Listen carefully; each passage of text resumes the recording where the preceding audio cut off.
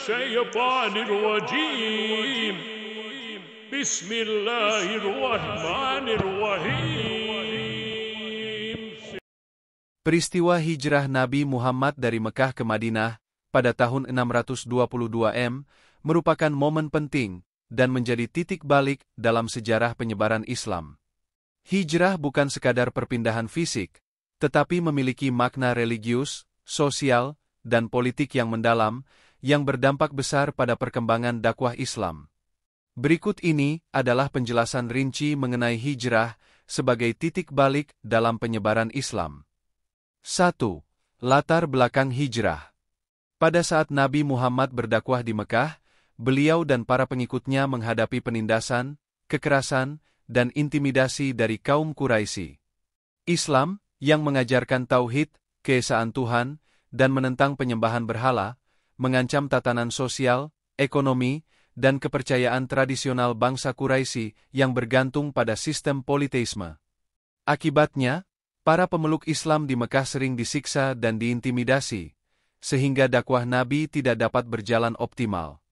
Selain itu, pemboikotan ekonomi dan sosial yang dilakukan kaum Quraisy semakin memperburuk situasi bagi umat Islam. Nabi Muhammad dan pengikutnya bahkan terpaksa berlindung di lembah-lembah terpencil. Dalam kondisi yang sulit ini, Nabi Muhammad mulai mencari tempat yang lebih aman untuk menyebarkan Islam. 2. Persiapan hijrah. Pada tahun 620 M, Nabi Muhammad menerima undangan dari beberapa suku di Yatsrib, nama Madinah sebelum hijrah, untuk datang ke kota mereka. Penduduk Madinah yang terdiri dari suku Aus dan Khazraj berharap kehadiran Nabi Muhammad dapat menjadi penengah dalam konflik yang sering terjadi antara mereka. Mereka juga tertarik pada ajaran Islam yang menawarkan keadilan, persatuan, dan kesetaraan. Pada tahun 621 M, terjadi Baiat Aqabah pertama, di mana 12 orang dari Madinah datang ke Mekah dan menyatakan keimanan mereka kepada Islam. Setahun kemudian, Baiat Aqabah kedua dilakukan, dan kali ini 75 orang dari Madinah berjanji untuk melindungi Nabi Muhammad dan mengundangnya untuk hijrah ke kota mereka. Baiat ini menandakan kesediaan mereka untuk menerima Islam dan siap berjuang demi agama tersebut. San Peristiwa Hijrah. Pada tahun 622 M, setelah mendapat perintah dari Allah Subhanahu wa Ta'ala, Nabi Muhammad memutuskan untuk hijrah ke Madinah. Karena Quraisy mengetahui rencana ini dan berencana membunuh beliau, hijrah harus dilakukan secara rahasia. Nabi Muhammad ditemani oleh sahabatnya, Abu Bakar As-Siddiq, dalam perjalanan yang penuh risiko tersebut. Mereka berlindung di Gua Sur selama 3 hari untuk menghindari pengejaran Quraisy, sebelum melanjutkan perjalanan ke Madinah. Setelah menempuh perjalanan panjang, Nabi Muhammad dan rombongannya tiba di Madinah.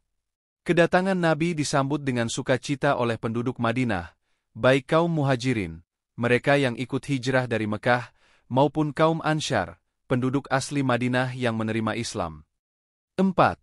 Pembentukan masyarakat Islam di Madinah. Hijrah ke Madinah menjadi momentum untuk mendirikan negara Islam pertama di bawah kepemimpinan Nabi Muhammad. Beliau segera mengatur masyarakat yang majemuk di Madinah dengan dasar-dasar ajaran Islam. Salah satu langkah awal adalah menyusun Piagam Madinah, Mitsak al-Madinah, yang merupakan konstitusi tertulis pertama dalam sejarah. Piagam ini mengatur hubungan antara berbagai kelompok di Madinah, termasuk umat Islam, Yahudi, dan kaum musyrik yang tinggal di sana. Beberapa poin penting dari Piagam Madinah antara lain: setiap kelompok di Madinah, baik Muslim maupun non-Muslim, berhak atas kebebasan beragama dan dijamin keamanannya. Nabi Muhammad diakui sebagai pemimpin politik dan spiritual yang akan memimpin Madinah. Semua kelompok diwajibkan untuk bekerja sama dalam mempertahankan Madinah dari ancaman luar. Pembentukan masyarakat Islam di Madinah yang didasarkan pada prinsip keadilan, kesetaraan, dan persaudaraan membuat Islam semakin diterima oleh penduduk dan suku-suku di sekitarnya. Kebebasan dalam berdakwah. Di Madinah, Nabi Muhammad memiliki kebebasan penuh untuk menyebarkan ajaran Islam tanpa hambatan dari pihak luar. Kondisi ini sangat berbeda dengan Mekah, di mana beliau dan para sahabatnya terus-menerus ditekan oleh kaum Quraisy. Di Madinah, Islam dapat berkembang secara lebih terbuka dan dinamis. Selain itu, Nabi Muhammad menerapkan strategi dakwah yang cerdas dengan tidak hanya berfokus pada ajaran agama, tetapi juga memperbaiki hubungan sosial, ekonomi, dan politik di Madinah. Ajaran Islam yang mempromosikan keadilan sosial, zakat, dan saling tolong-menolong menarik banyak hati penduduk Madinah dan sekitarnya. 6. Pertahanan dan ekspansi Islam.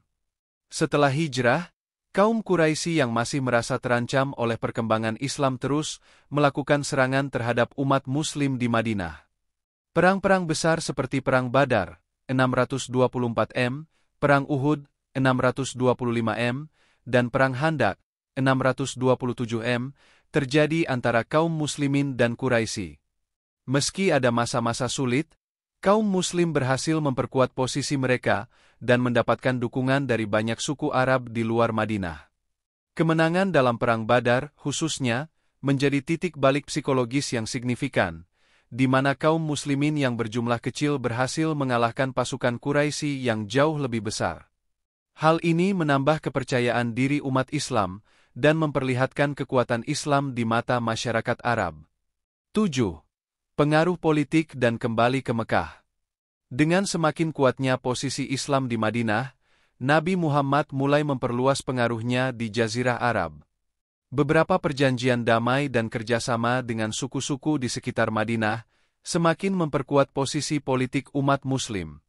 Puncak dari ekspansi ini adalah Fathu Makkah, penaklukan Mekah, pada tahun 630 M, ketika Nabi Muhammad dan 10.000 pasukan Muslim memasuki Mekah tanpa perlawanan berarti.